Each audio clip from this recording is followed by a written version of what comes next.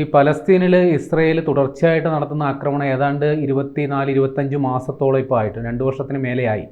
അപ്പോൾ അവിടെ ഇത്തരത്തിൽ അവിടുത്തെ പലസ്തീൻകാരെ പൂർണ്ണമായി അവിടെ നിന്ന് ഒഴിപ്പിച്ച് ഗസ നഗരം പൂർണ്ണമായി തങ്ങളുടെ അധീനതയിൽ വരുത്താനാണ് ഇപ്പോൾ ഇസ്രയേൽ പദ്ധതി ഇടുന്നത്. അമേരിക്കയും അതിന് സപ്പോർട്ടാണ്. അവിടെ ഒരു വിനോദസഞ്ചാര കേന്ദ്രമാക്കി മാറ്റണമെന്നൊക്കെയാണ് പ്രഖ്യാപനമുള്ളത്. പക്ഷേ അന്താരാഷ്ട്ര സമ്മർദ്ദം ഇപ്പോൾ ഇസ്രയേലിൻ്റെയും അമേരിക്കയുടെ മുമ്പിലുണ്ട്. ഗസയുടെ നിയന്ത്രണം അത് പലസ്തീന് തന്നെ വിട്ടുകൊടുക്കണം. പക്ഷേ ഹമാസിനെ അവിടെ നിന്ന് ഓടിക്കണം എന്നുള്ള കാര്യത്തിൽ എല്ലാവർക്കും സ്വരച്ചേർച്ചയാണ്. ഹമാസാണ് അവിടെ ഏറ്റവും വലിയ തലവേദന. ഈ പ്രശ്നങ്ങളെല്ലാം ഉണ്ടാക്കുന്നത് ഹമാസിൻ്റെ സ്വാർത്ഥ താല്പര്യങ്ങളാണ് എന്നുള്ളതാണ്. 2 വാദങ്ങളാണ് ഇപ്പോൾ ഉള്ളത്. ഒന്ന്, ഈ ഗസ മോചിപ്പിച്ചു കഴിഞ്ഞാൽ അതിൻ്റെ പൂർണ്ണ അധികാരം പലസ്തീൻ അതോറിറ്റി, അതായത് മറ്റ് യാസർ അറാഫത്തിൻ്റെ കാലത്തുള്ള സ്വതന്ത്ര പലസ്തീൻ എന്ന് പറയുന്ന ആശയം ഉൾക്കൊണ്ട് പ്രവർത്തിക്കുന്ന പലസ്തീൻ അതോറിറ്റിക്ക് അതിൻ്റെ പരമാധികാരം കിട്ടണം. എന്നാൽ ഇസ്രയേലും അമേരിക്കയും പറയുന്നു തങ്ങളുടെ അധീനതയിലായിരിക്കണം കാര്യങ്ങളെന്ന്. എന്തായിരിക്കും ഇനി ഗസയുടെ അല്ലെങ്കിൽ പാലസ്തീൻ്റെ ഭാവി? ആർക്കായിരിക്കും അതിൻ്റെ പേരുള്ള അവകാശം വരിക? എന്തായാലും ഗസയുടെയും പാലസ്തീൻ്റെയും പരമാധികാരം പാലസ്തീൻ ജനതയ്ക്ക് കൊടുക്കുക എന്ന് പറയുന്നതാണ് ഏറ്റവും ശരിയായിട്ടുള്ള ഒരു കാര്യം. നീതി. അതെ. അപ്പോൾ ഇസ്രായേൽ എന്നുള്ള വാക്ക് പോലും, അതായത് ഇസ്രായേലും അമേരിക്കയും എന്ന് പോലും നമുക്ക് ഇന്ന് പറയാൻ കഴിയില്ല. കാരണം ഇസ്രായേലിലാണ് ഈ പാലസ്തീൻ്റെ സ്വാതന്ത്ര്യത്തിന് വേണ്ടിയും പാലസ്തീനെതിരെ യുദ്ധത്തിനെതിരെയും ഏറ്റവും ശക്തമായ പ്രകടനങ്ങളും ആവശ്യവും എന്ന് ഉയർന്നിരിക്കുന്നത്. ഇസ്രായേലിൽ നെതന്യാഹുവും ട്രംപും എന്ന് മാത്രമേ നമുക്കിതിൽ പറയാൻ പറ്റുള്ളൂ. ട്രംപിൻ്റെ താല്പര്യങ്ങൾക്ക് വിധേയമായി നിൽക്കുന്ന നെതന്യാഹു മാത്രമാണ് ഈ പാലസ്തീനിലെ ഇന്നത്തെ യുദ്ധത്തിൻ്റെ ഏറ്റവും പ്രധാനപ്പെട്ട ആളുകൾ. അവരെ ആ ജനതയ്ക്കാകെ, ഇസ്രായേലിലെ ജനതയ്ക്ക് എതിരാണ്. ആ ഇസ്രായേൽ ജനതയും ഇപ്പോൾ നെതന്യാഹുവിനെതിരാണ്. ഒരു കാരണവശാലും ഇനി പാലസ്തീനെ ആക്രമിക്കരുത് എന്നുള്ള നിലപാടായിട്ട് ബന്ധപ്പെട്ട് ഇന്ത്യയിൽ ഇത്രയും വലിയ ഒരു പ്രകടനം നടന്നിട്ടില്ല. അമേരിക്കയിൽ വലിയ പ്രകടനം അതിന് യുദ്ധത്തിനെതിരായിട്ട് നടന്നിട്ടുണ്ട്. ഇസ്രായേലിലാണ് ഏറ്റവും ശക്തമായിട്ടുള്ള പ്രകടനങ്ങൾ ഇപ്പോൾ നടന്നുകൊണ്ടിരിക്കുന്നത്. ആയിരക്കണക്കിന് കുഞ്ഞുമക്കളെയാണ് കൊന്നൊടുക്കിക്കൊണ്ട് തൻ്റെ അധികാരം നിലനിർത്താൻ വേണ്ടിയും അമേരിക്കൻ സാമ്രാജ്യത്തിൻ്റെ ആയുധക്കൊള്ളയും എണ്ണ താല്പര്യവുമായി ബന്ധപ്പെട്ടുകൊണ്ട് പാലസ്തീനെ ആക്രമിക്കാനായി നെതന്യാഹു തീരുമാനം. എന്തിനായിരുന്നു യുദ്ധം? എന്താണ് യുദ്ധത്തിൻ്റെ അടിസ്ഥാന കാരണം? അത് പാലസ്തീൻ ജനതയ്ക്കോ ഇസ്രായേൽ ജനതയ്ക്കോ വേണ്ടിയാണോ? ഓരോ യുദ്ധം നടക്കുന്ന രാജ്യങ്ങളും തകർന്നു പോവുകയുള്ളൂ. കാരണം അവരുടെ സാമ്പത്തിക അവസ്ഥ വലിയ രീതിയിൽ തകർന്നു പോകുന്നതിനും യുദ്ധത്തിന് വേണ്ടിയുള്ള ഇൻസ്ട്രുമെൻറ്റ്സ് വാങ്ങിച്ച് അതിൻ്റെ ബഡ്ജറ്റിൻ്റെ ഭൂരിഭാഗവും അതിനുവേണ്ടി മാറ്റിവെക്കവേ സാധാരണ ജനങ്ങളുടെ ജീവിതം ദുരിതപൂർണമായി മാറുകയാണ് ഉണ്ടായത്. അതും മാത്രമല്ല, നിരപരാധികളായിട്ടുള്ള മനുഷ്യരെ ആശുപത്രികളിലും സ്കൂളുകളിലൊക്കെ ബോംബിട്ടുകൊണ്ട് കുഞ്ഞുങ്ങളെ അടക്കം കൊന്നെടുക്കുക. അവിടെ ഭക്ഷണം എത്തിക്കാൻ വേണ്ടി ഒരു കാര്യം കൂടി പറഞ്ഞേക്കാം. ഈ നിരപരാധികളായവർ കൊല്ലപ്പെടുന്നു എന്ന വിവരങ്ങൾ പറഞ്ഞല്ലോ. ഏറ്റവും ഒടുവിൽ കിട്ടിയ വിവരങ്ങളുമുണ്ട്. ഏറ്റവും ഒടുവിൽ നടന്ന ആക്രമണത്തിൽ അവിടെ 77 പേരാണ് അവിടെ കൊല്ലപ്പെട്ടത്.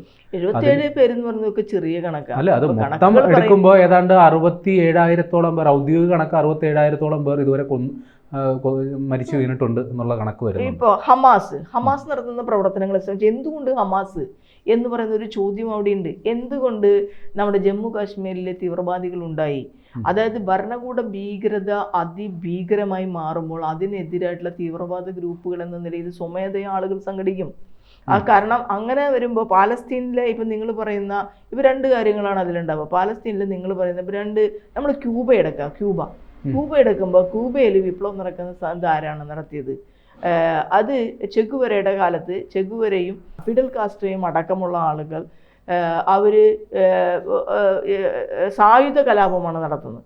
മനസ്സിലായില്ലേ? അതേസമയം അവിടെ അവരെ പോലെ തന്നെയുള്ള ഇടതുപക്ഷ പാർട്ടികൾ വേറെ ഉണ്ടായിരുന്നു, ആയിരക്കണക്കിന് മെമ്പർമാരുള്ള. അവർ അവിടെ ഇരുന്ന് ചർച്ച ചെയ്തുകൊണ്ടിരിക്കുന്നതിൻ്റെ ഇടയിലാണ് ഇവർ യുദ്ധം ജയിച്ച് അധികാരം പിടിച്ചെടുത്തത് കൊണ്ടുള്ള പ്രകടനം നടത്തുന്നത്. മനസ്സിലായ? അത് അപ്പോൾ പാലസ്തീനിലെ ഒരു നിലനിൽക്കുന്ന ഒരു ഇടതുപക്ഷ പാർട്ടിയാണത്. നമ്മളിവിടെ പാലസ്തീൻ ഇന്ത്യ ഫ്രണ്ട്ഷിപ്പ് അസോസിയേഷനുമുണ്ട്. അപ്പോൾ ആ പാർട്ടിയുമായി ബന്ധപ്പെട്ടുകൊണ്ട് ഇതിനെ പ്രതിരോധിക്കാൻ കഴിയുന്നില്ല. അതായത് എൻ്റെ കുഞ്ഞു മരിക്കുമ്പോൾ അല്ലെങ്കിൽ ഒരു ബോംബിൽ തകർന്നു പോകുന്ന സമയത്ത് എനിക്ക് തീവ്രമായുള്ള വൈരാഗ്യം നെതന്യാഹുവിനോടുണ്ടാവും, അല്ലെങ്കിൽ അമേരിക്കൻ സാമ്രാജ്യത്തിനോടുണ്ടാവും. അവൻ തീവ്രമായിട്ടുള്ള അല്ലെങ്കിൽ അവളുടെ തീവ്രമായിട്ടുള്ള ചിന്താഗതിയിലേക്ക് മാറുകയും ഗസയിൽ ഹമാസിനെ പോലുള്ള ആളുകൾ ഉണ്ടാവുകയും ചെയ്യും. ഹമാസും ഈ എന്താണ് പാലസ്തീൻ്റെ വിമോചനത്തിന് വേണ്ടി എന്നുള്ള രാഷ്ട്രീയം മുന്നോട്ട് വെച്ചിട്ടാണ് പ്രവർത്തിക്കുന്നത്. പിന്നെ അവർക്ക് സപ്പോർട്ട് ചെയ്യുന്നതിൽ എൻ്റെ ഒരു അഭിപ്രായത്തിൽ അമേരിക്കയ്ക്ക് പങ്കുണ്ടെന്നാണ് ഞാൻ കാണുന്നത്. കാരണം തീവ്രവാദികൾ സൃഷ്ടിക്കുന്നത് എല്ലാ കാലത്തും ഈ സാമ്രാജ്യത്തിൻ്റെ താല്പര്യം തന്നെയാണ്. അവർ അവരുടെ താല്പര്യത്തിന് വേണ്ടി തീവ്രവാദികളെ സൃഷ്ടിക്കും, ഉപയോഗിക്കും, പിന്നെ അവർ അതേ തീവ്രവാദികളെ തള്ളിയും പറയും.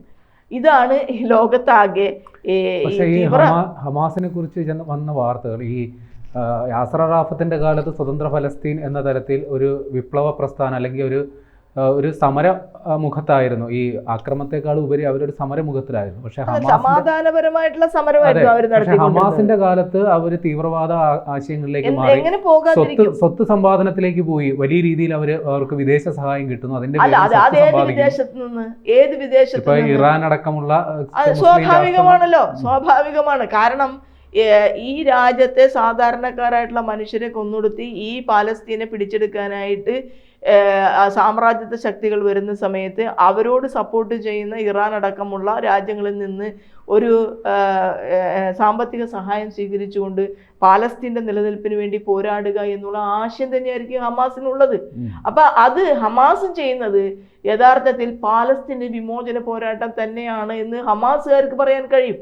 ഒരു വശത്ത് ഇപ്പം ഞാൻ പറയും, ഇവിടുത്തെ CPM CPML തമ്മിലുള്ള ഡിഫറൻസ് എന്താ? കുറച്ചുകൂടി തീവ്രമായിട്ടുള്ള നിലപാടെടുക്കുന്നവരാണ് CPML.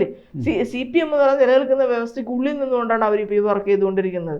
അപ്പോൾ ഈ വ്യവസ്ഥ ഇവർക്കെതിരായിട്ടുള്ള ശക്തമായിട്ടുള്ള നിലപാടെടുക്കാത്ത ഇതാണ് പാലസ്തീനിലെ നിലനിൽക്കുന്ന ഈ പാലസ്തീൻ വിമോചന പോരാട്ടത്തിൻ്റെ ആളുകൾ എന്നുള്ള വിമർശനത്തിൽ നിന്നായിരിക്കും ശരിക്കും ഈ ഹമാസ് ഉണ്ടാകുന്നത്. ഹമാസും പാലസ്തീൻ വിമോചന മുന്നണി തന്നെയാണ്.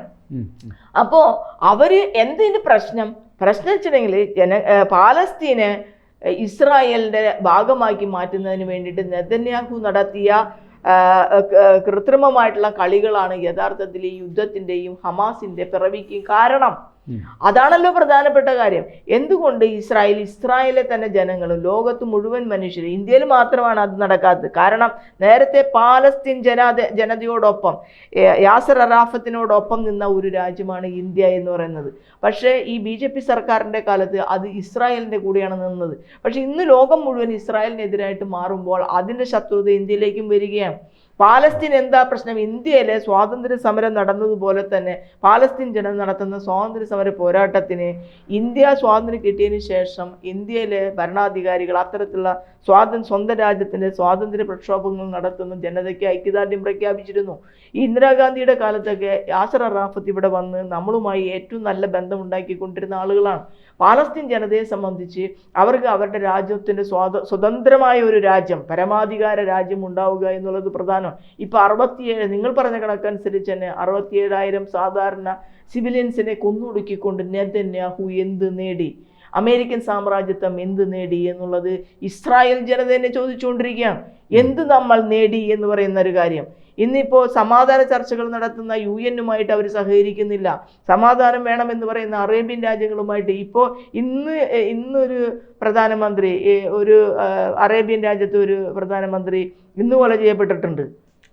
അപ്പോൾ എണ്ണയ്ക്ക് വേണ്ടി ആണ് അമേരിക്കൻ സാമ്രാജ്യത്വം ഈ തരത്തിലുള്ള ഒരു യുദ്ധത്തിലേക്ക് പോകുന്നത്.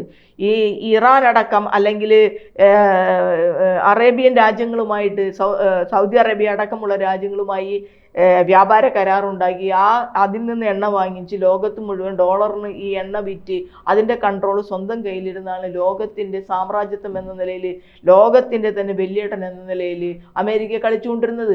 ഇന്ന് ഡോളർ മാത്രമാണ് ലോകത്തിലെ എല്ലാ വിനിമയ നാണയമായിട്ട് നിലനിന്നിരുന്നത്. ഇന്ന് ഡോളർ താഴേക്ക് കൂപ്പുകുത്തിയിരിക്കുന്നു. ഇന്ന് യൂറോപ്യൻ രാജ്യങ്ങളൊക്കെ അവരവരുടെ തന്നെ നാണയങ്ങളിൽ വ്യാപാരം നടത്താൻ തീരുമാനിച്ചിരിക്കുന്നു. ചൈനയുടെ നാണയത്തിലാണ് വ്യാപാരം നടത്തുന്നത്. റഷ്യയും ചൈനയും ആ നിലയിൽ ചെയ്യുന്നു. ഇപ്പോൾ ഇന്ത്യ ചൈനയുമായി ഇപ്പോൾ ഐക്യമുണ്ടാക്കുമ്പോൾ സ്വാഭാവികമായും ഇന്ത്യയുടെ നാണയത്തിൽ, ഡോളറിലല്ല, ഇന്ത്യയുടെ നാണയത്തിൽ അവർക്ക് എന്ത് ചെയ്യും? പെട്രോളും ഡീസലും പ്രകൃതിവാതവും ഒക്കെ വാങ്ങിക്കാൻ കഴിയുന്ന ഒരു സാഹചര്യം വരുമ്പോൾ ഈ ലോകത്താകെ യുദ്ധമുണ്ടാക്കി ആ രാജ്യത്ത് നിന്ന് കൊള്ളയടിച്ച് അമേരിക്കയിലെ തന്നെ ഒരു ചെറു ന്യൂനപക്ഷത്തിൻ്റെയും കോർപ്പറേറ്റുകളുടെയും താല്പര്യമാണ് അമേരിക്കൻ ഭരണാധികാരി, അതായത് ട്രംപ് ആയാലും മറ്റാരാണെങ്കിലും ചെയ്തുകൊണ്ടിരുന്നത്. അതിന് മാറ്റം വരാൻ പോവുകയാണ്.